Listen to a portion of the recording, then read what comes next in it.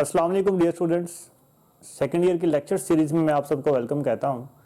आज के इस लेक्चर में हम डिस्कस करेंगे एक्सरसाइज नंबर 7.3 को, और मुझे उम्मीद है कि इससे प्रीवियस लेक्चर तक आपने एक्सरसाइज नंबर 7.2 को अच्छी तरीके से अंडरस्टैंड कर लिया होगा। तो बोर्ड की तरफ चलते हैं और आज का लेक्चर स्टार्ट करते हैं एक्सरसाइज नंबर 7.3 क्वेश्चन नंबर 1 से। जी दोस्तों, क्वेश्चन नंबर 1 में हमने फाइंड आउट करना है find the cosine of angle between U and B. हमें मालूम है कि कोसाइन ऑफ एंगल मालूम करने के लिए हम फार्मूले का इस्तेमाल करते हैं, which is cos of theta is equal to U dot V divided by U magnitude and V magnitude. तो इसी फार्मूले का जस्ट हमने इस्तेमाल करना है और हमारे पास रिक्वायर्ड कोसाइन ऑफ एंगल आ जाएगा। तो इसके सॉल्यूशन में देखें स्टूडेंट्स, आपके पास सबसे पहले यू वेक्टर दिया हुआ है विच इज 2 -3 एंड 1। तो इन टर्म ऑफ ij के we will get 2i minus 3j and plus k। Similarly आपके पास v वेक्टर दिया हुआ 2, 4 and 1। तो इन टर्म ऑफ ij के we will get 2i plus 4j and plus k। So by using cosine formula we will get cosine of angle between u and v। So what is the cosine formula? Which is cos of theta is equal to u dot v divided by u magnitude and v magnitude। तो simply आपने u और v vector यहाँ पे put करना और उनका dot product ले लेना है which is 2i minus 3j plus के डॉट, और अब यहाँ पे v वेक्टर पुट करें which is 2i plus 4j and plus k divided by u magnitude means square root of I component square for u, j component square and k component square dot similarly I component square plus, क्योंकि v magnitude और u magnitude आपको मैंने काफ़ी दफ़ा बता दिया है कि हम किस तरह से फाइंड आउट करेंगे, एंड 1 स्क्वायर। आगे जस्ट हमने क्या करना है, इसकी कैलकुलेशन है। आपको मालूम है कि डॉट प्रोडक्ट के केस में हम i को i से मल्टीप्लाई करते हैं, i कंपोनेंट्स को i के साथ मल्टीप्लाई करते हैं, j कंपोनेंट्स को j के साथ और k कंपोनेंट्स को k के साथ। 2 multiply by 2 which is equal to 4 and -3 multiply by +4 which is equal to -12 and 1 multiply by 1 which is equal to 1। Similarly जब आप इसका मैग्नीट्यूड लेंगे तो 2 स्क्वायर आपके पास 4 आ जाएगा, 4 + 9 एंड प्लस 1 डॉट, ये आपके पास आ जाएगा 4 + 16 एंड प्लस 1, तो which is equal to -7 upon, देखें स्क्वायर रूट ऑफ आपके पास है जी 14 एंड स्क्वायर रूट ऑफ 21। तो जी आगे आपने इसको कैलकुलेटर के ऊपर सॉल्व आउट कर लेना है। तो कोसाइन ऑफ थीटा आपके पास आ जाएगा सॉल्व करने के बाद, this is your cosine of theta. इसे मजीद आपने इसे सॉल्व आउट कर लेना, आगे जस्ट सिंपल सी कैलकुलेशन है। तो आई होप स्टूडेंट्स आपको क्वेश्चन नंबर 1 की अच्छी तरीके से समझ आ गई होगी। क्वेश्चन नंबर 2 स्मार्ट सिलेबस में शामिल नहीं किया गया, तो हम क्वेश्चन नंबर 3 सॉल्व आउट करने लगे।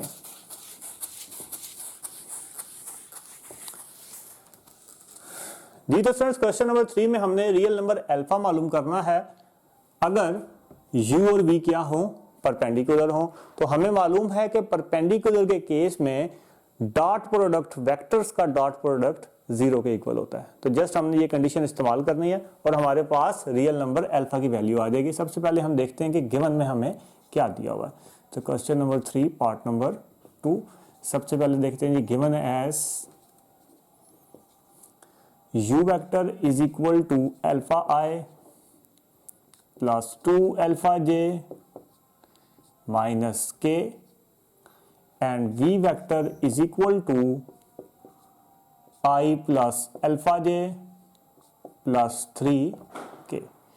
तो सिंस हमें दे दिया हुआ है, बता दिया already, since u and v are perpendicular so u dot v is equal to क्या आ जाएगा हमारे पास 0। तो u आपके पास क्या है, alpha i plus 2 alpha j minus k and इसका डॉट प्रोडक्ट आप ले लेंगे v के साथ which is i plus alpha j plus 3k which is equal to 0। i को i से मल्टीप्लाई करें तो आपके पास alpha multiply by 1 which is equal to alpha plus 2 alpha multiply by alpha which is equal to 2 alpha square and minus आपके पास क्या आ जाएगा 3 आ जाएगा। हाउ देखिए -1 multiply by 3 which is equal to -3। अब आपके पास ये क्वाड्रेटिक बन चुकी है। तो क्वाड्रेटिक इक्वेशन को सॉल्व करने के लिए तो आप जस्ट फैक्टराइजेशन का सहारा लेते हैं। तो फैक्टराइजेशन के लिए स्टूडेंट्स आपके पास ये क्या आ जाएगा 2 alpha square plus 3 alpha minus 2 alpha. अब ये इस स्टैंडर्ड में तो आपको फैक्टराइजेशन करनी तो आती है, इसलिए यहाँ पे मैंने डायरेक्टली स्टेप कर दिया। यहाँ से आप अल्फा कॉमन ले सकते हैं तो ये आ जाएगा 2 अल्फा प्लस 3 और यहाँ से आप -1 कॉमन ले सकते हैं तो ये आपके पास आ जाएगा 2 alpha plus 3 which is equal to 0। Now you will get 2 alpha plus 3 and alpha -1 which is equal to 0. Now by zero factor property 2 alpha plus 3 which is equal to 0 and alpha minus 1 which is equal to 0. So alpha is equal to आपके पास क्या आ जाएगा जी -3/2 और alpha is equal to आपके पास आ जाएगा 1। तो आई होप स्टूडेंट्स आपको क्वेश्चन नंबर 3 की भी समझ आ गई होगी। मूव करते हैं क्वेश्चन नंबर 5 की तरफ। जी दोस्तों क्वेश्चन नंबर 5 में कह रहा है कि if v is a vector for which v dot I which is equal to 0, v dot j which is equal to 0, v dot k is equal to 0, find v।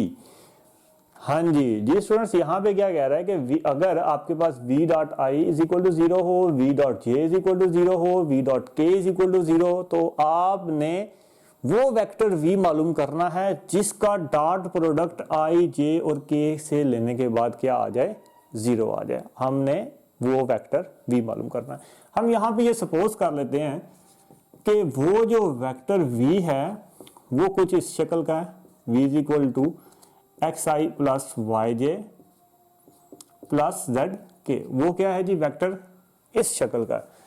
अब आपने simply यहाँ पे क्या करना है, आपने जो जो बातें उसने हमें गिवन में दी हैं हम एज इट इज वही करेंगे।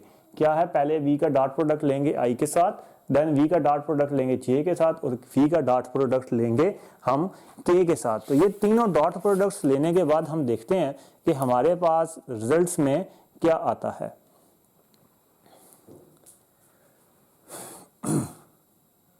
जी दोस्तों सबसे पहले क्या करें जी, आप इसका डॉट प्रोडक्ट ले लें, taking dot product with i।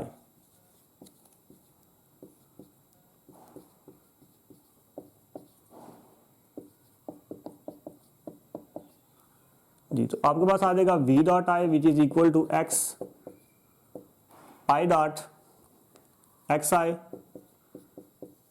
Plus Y J plus z k and i plus 0j plus 0k। तो जब आप स्टूडेंट्स डॉट प्रोडक्ट लेंगे तो v डॉट i तो हमें ऑलरेडी गिवन में बता दिया वो किसके इक्वल है 0 और i डॉट i आपके पास क्या आ जाएगा, i का यहाँ पे देखें कंपोनेंट 1 है, यहाँ पे x है तो x इज इक्वल टू 0 आ गया और बाकी y भी 0 हो जाएगा और z भी हमारे पास क्या हो जाएगा 0। तो यहाँ से हमारे पास क्या आ गया x आ गया। Now taking dot product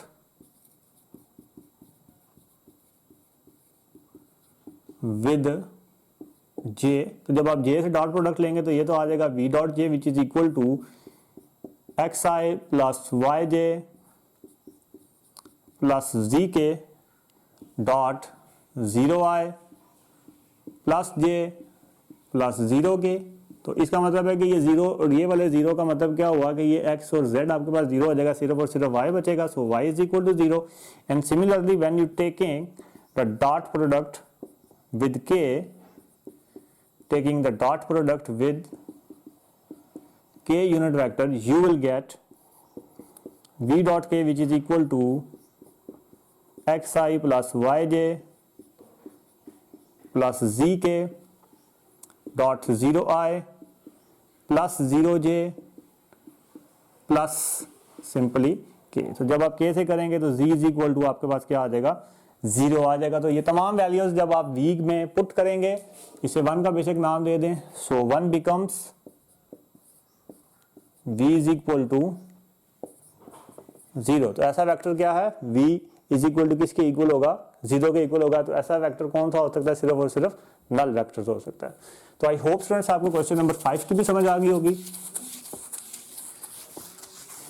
move करते हैं इसके नेक्स्ट क्वेश्चन की तरफ, which is question number 7। Question number 7 में हमें क्या कह रहा है कि show that the mid point of hype of a right triangle is equidistance from its vertices. Simple सी बात कह रहा है कि आपने क्या बताना है, सबसे पहले हम यहाँ पे राइट ट्राइंगल ड्रा करते हैं और हाइप का मिड पॉइंट ड्रा करते हैं। ये जी हमारे पास एक राइट ट्राइंगल आ गई इन रेक्टेंगुलर कोऑर्डिनेट सिस्टम्स, क्योंकि हम वेक्टर्स को डिस्क्राइब ही सिर्फ हेड टू टेल रूल्स के जरिए कर सकते हैं। ये आपके पास एक वर्टेक्स O आ गया, ये आपके पास एक वर्टेक्स A आ गया, ये आपके पास एक वर्टेक्स B आ गया। A जो है वो आपके पास A0 आ जाएगा, B जो है वो हमारे पास 0 B आ जाएगा और O हमारे पास 0 0 होगा। ये आपका हाइप का मिड पॉइंट आ गया जी।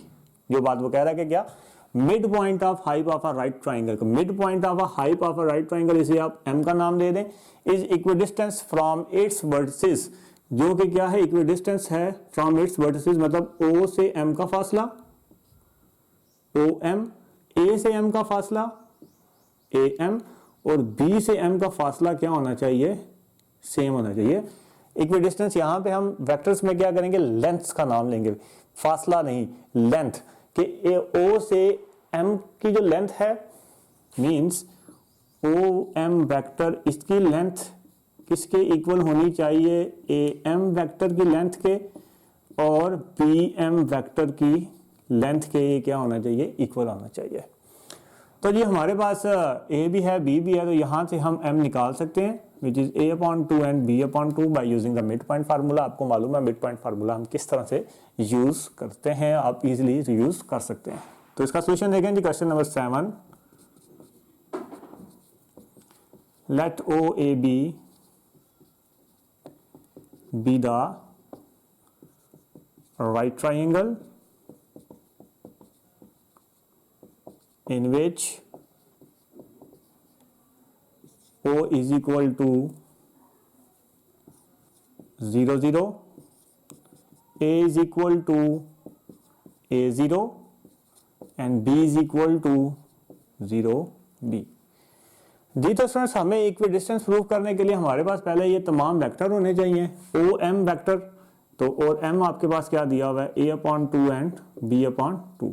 तो OM वेक्टर तो फाइंड करना आसान है, सिंपल से आप क्या करेंगे, इस M को I और J कंपोनेंट्स में लिख देंगे, A/2I प्लस B/2 J के इक्वल हो जाएगा। और अब आप इसकी क्या निकाल लें, लेंथ निकाल लें। तो लेंथ निकालने के लिए आपको पता है I component square mean to से A/2 square plus B/2 square, इसे सॉल्व करेंगे तो ये आपके पास आ जाएगा square root of A square divided by 4 plus B square divided by 4, and with the quick calculation of mathematics we will get A square plus B square divided by 2। Now अब हम find out करेंगे vector AM को। तो AM vector find out करने के लिए हमें मालूम है, हम रिजल्ट को फॉलो करते हैं, OM माइनस OA। तो अब OM फाइंड आउट करना आसान है, which is A/2I plus B/2J, and minus OA vector के लिए आपके पास क्या आ जाएगा, सिंपली I आ जाएगा, 0J है वो लिखने की जरूरत नहीं है। अब I कंपोनेंट एक साथ कर लें तो आपके पास आ जाएगा A/2I minus AI plus B/2J। इन्हें सॉल्व आउट जब आप करेंगे तो ये आ जाएगा minus A/2I and plus B/2J। With a simple calculation you will gate AM vector. तो अब इस AM वेक्टर की आपने क्या निकालनी है जी, लेंथ निकालनी है। लेंथ का मतलब क्या हुआ कि आप इसकी मैग्नीट्यूड फाइंड आउट करेंगे। तो मैग्नीट्यूड के लिए आपके पास क्या आ जाएगा, minus A/2 whole square plus B/2 whole square. तो जब आप इसे सॉल्व आउट करेंगे तो ये आपके पास आ जाएगा A square divided by 4 plus B square divided by 4, which is equal to, with the quick calculation of mathematics you will get A square plus B square divided by 2। Now अब हम BM find out करेंगे। तो BM vector के लिए आपके पास again आ जाएगा OM minus OB। So what is the OM here, which is A/2I plus B/2J minus OB हमारे पास यहाँ पे क्या है, 0I प्लस B/2J। तो सिंपली आपने क्या करना है जी, इसे अब सॉल्व आउट करेंगे, I वाला दूसरा है ही नहीं, तो आपके पास A/2I ये तो सिंपली आ गया, प्लस B/2J, थोड़ी BJ सिर्फ आता है, माइनस BJ। तो प्लस B/2J माइनस BJ आपके पास आ गया, which is equal to A/2I minus B upon two J आपके पास आ गया। तो अब आप क्या करेंगे जी, इसकी लेंथ निकालेंगे तो बी एम, लेंथ आप इसकी फाइंड आउट करेंगे तो ये आपके पास आ जाएगा A upon two whole square plus minus B upon two whole square. So you will get A square divided by 4 and plus B square divided by 4। So ये आपके पास आ जाता है जी यहां से A square plus B square divided by 2। तो हमने ये देखा कि O M length, A M length और बी एम लेंथ जो है ये तीनों लेंथ आपस में क्या हैं, इक्वल हैं, कि since A M length is equal to B M is equal to O M length. So आपने लिख देना है जी ये स्टेटमेंट यहां से सारी mid point of hype of a right triangle is equal distance from its vertices. तो I hope students आपको क्वेश्चन नंबर 7 की समझ आ गई होगी। क्वेश्चन नंबर 9 आपने खुद सॉल्व करने की कोशिश करनी है, इस पे थोड़ा सा आपने काम करना है ताकि आप वेक्टर्स के थोड़े से कॉन्सेप्ट्स को समझ सकें। मूव करते हैं क्वेश्चन नंबर 11 की तरफ, which is important question according to paper point of view. Question number 11 में हमने प्रूफ करना है सिंपल जो फार्मूला होता है कॉस का, आपने उसे प्रूफ करना है but in term of vectors. तो वेक्टर्स के टर्म में इसे प्रूफ करने के लिए हम ले लेंगे जी 2 यूनिट वेक्टर ले लेंगे, एक ले लेंगे जी ओ ए, एक ले लेंगे हम ओ बी, जिसमें ये जो ए वेक्टर है ये एंगल बना रहा है अल्फा और ये जो बी वेक्टर है ये एंगल बना रहा है माइनस बीटा, और ए और बी के दरमियान जो एंगल है वो आपके पास आ जाएगा अल्फा प्लस बीटा। बेसिकली ये जो ए और बी के दरमियान एंगल यहाँ पे है ना वो अल्फा माइनस बीटा है, but due to this minus beta ये आपके पास क्या हो जाएगा, प्लस बीटा हो जाएगा। तो यहाँ पे अब हम लिखते हैं सोल्यूशन इसका, let O A and OB be the 2 unit vectors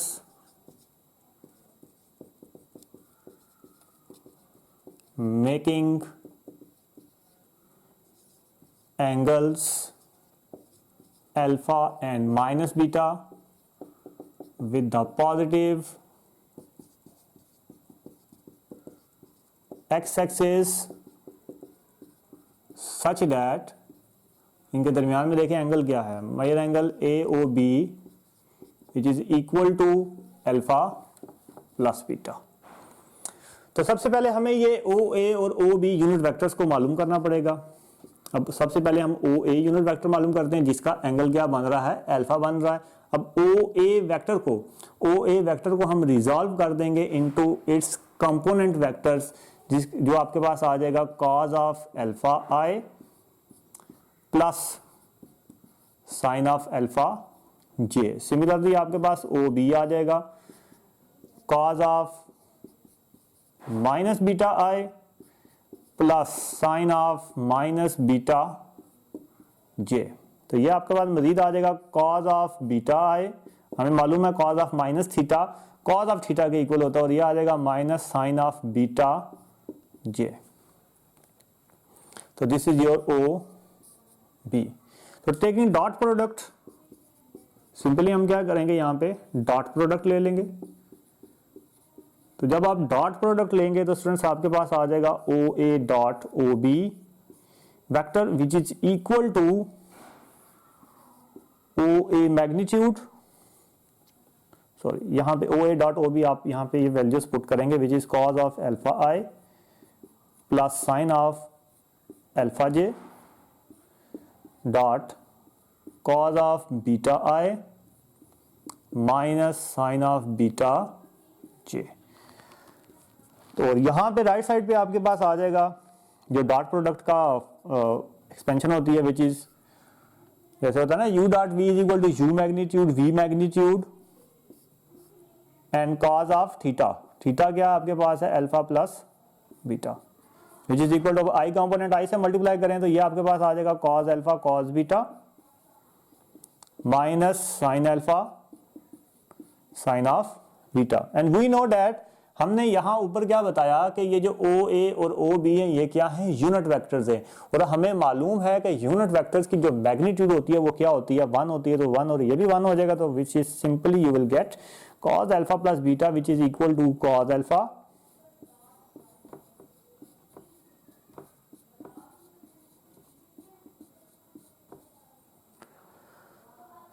जी, तो आई होप स्टूडेंट्स आप लोग आपको क्वेश्चन नंबर 11 के अच्छे तरीके से समझ आ गई होगी। मूव करते हैं क्वेश्चन नंबर 12 की तरफ। क्वेश्चन नंबर 12 में बड़ी ही सिंपल सी बात वो हमें कह रहा है कि हमने प्रूफ करना है कि किसी भी ट्राइंगल में, आप कोई भी ट्राइंगल ले सकते हैं, उसमें आपने ये फार्मूला प्रूफ करना। आपने ये फार्मूला ऑलरेडी डिस्कस किया हुआ है फर्स्ट ईयर में, तो अब हम इसे in term of vectors proof करने की कोशिश करेंगे कि इन अ ट्राइंगल ABC, मालूम है कि A के साथ एंगल A ही बनेगा, B के साथ एंगल B बनेगा, C के साथ एंगल C बनेगा, और अगर आप इसके इंटरनल और एक्सटर्नल एंगल्स ड्रा करें तो ये आपके पास आ जाएगा पाई माइनस B, ये आ जाएगा आपके पास पाई माइनस C, और ये आपके पास आ जाएगा pi minus A। And also we know that कि A के सामने A वेक्टर हो जाएगा, B के सामने B वेक्टर हो जाएगा, और C के सामने C वेक्टर हो जाएगा। And in any triangle, in triangle ABC we know that कि A plus B plus C which is equal to, ये किसके इक्वल होता है जी? 0 के इक्वल होता है। तीनों वेक्टर्स किसके इक्वल होते हैं? 0 के इक्वल होते हैं। तो यहाँ पे हमें प्रूफ क्या करना है? इज इक्वल के साइड पे B है तो B को आप इसी साइड पे रहने दें, A और C को आप क्या करें? दूसरी तरफ ले जाएं। So B vector is equal to, इन दोनों में से माइनस आप कॉमन ले लें, सो A वेक्टर प्लस आपके पास क्या आ गया? C vector. Now squaring both sides, because हमें प्रूफ में स्केयर चाहिए, squaring both sides,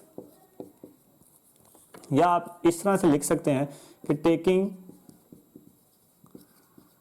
dot product with B vector.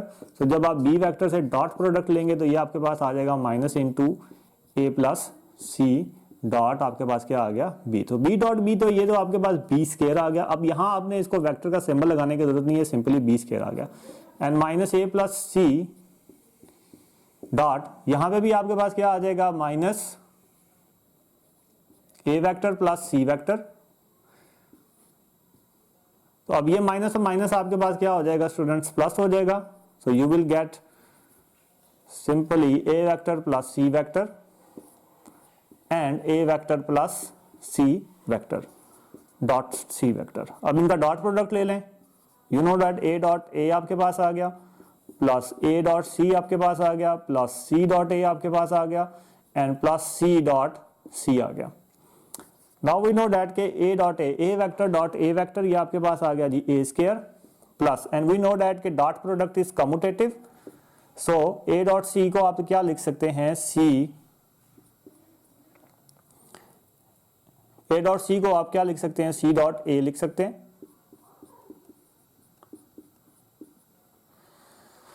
जी, इसे थोड़ी तरतीब दे लेंगे, जिस तरह से फार्मूले में है C स्क्वायर को आप पहले लिख लें, प्लस A स्क्वायर आपके पास आ गया, और प्लस इसे आप क्या लिख सकते हैं? 2C dot A। अब इस C डॉट A का आप क्या करेंगे? डॉट प्रोडक्ट का जो फार्मूला है वो आप यूज कर लेंगे यहाँ पे। तो डॉट प्रोडक्ट का आपको फार्मूला पता है, मतलब U dot V is equal to U magnitude V magnitude and cos of angle between them. A और C के दरमियान में आपको नजर आ रहा है कि क्या एंगल है? पाई माइनस B। मजीद इसे सॉल्व आउट करेंगे तो ये आ जाएगा C square plus A square plus 2CA, क्योंकि C मैग्नीट्यूड आपके पास C आने वाली है, A मैग्नीट्यूड भी आपके पास 2CA cos of 2CA cos of pi minus B। दी तो फ्रेंड्स, अब cause of pi minus B, इस पे देखते हैं कि ये हमारे पास क्या आ रहा है? Cos of pi minus B which is equal to, यहां पे आप चाहें तो यूज कर सकते हैं formula cos alpha minus beta का, which is equal to cos alpha cos beta minus sine alpha and sine of beta. अब ये साइन अल्फा, हमें ये तो पता है साइन पाई जो है वो 0 के इक्वल होता है, तो इसका मतलब है ये तो सारा 0 के इक्वल होने वाला है, और कॉस पाई माइनस 1 के इक्वल है, तो माइनस कॉज ऑफ B के इक्वल आ जाएगा कॉस पाई माइनस B के। तो ये आपके पास यहां से आ गया C square plus A square plus 2CA cos of minus cos of B। तो ये आपके पास क्या आ जाएगा? Which is equal to C square plus A square minus 2CA cos of B, which is the required result for question number 12 part number C.